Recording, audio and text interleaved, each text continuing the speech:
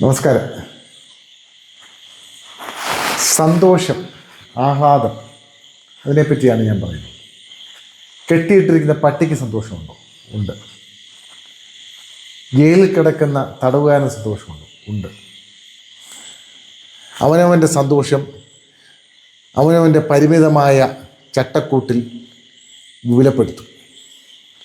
അവനവൻ്റെ സന്തോഷം അവനവൻ്റെ പരിമിതമായ സാഹചര്യങ്ങൾ വിപുലപ്പെടുത്തി അവൻ സന്തോഷിക്കും. മനസ്സിലായില്ലേ?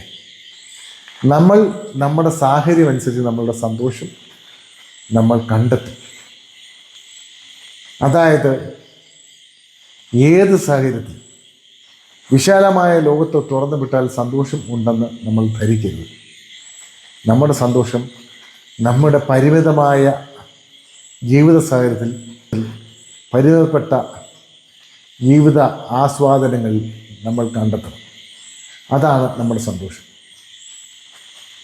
നമ്മുടെ സന്തോഷം നമ്മൾ കണ്ടെത്തേണ്ടതായിട്ടുള്ളതാണ്. ഒരിക്കലും ദാനം ചെയ്യുന്നതല്ല നമ്മുടെ സന്തോഷം.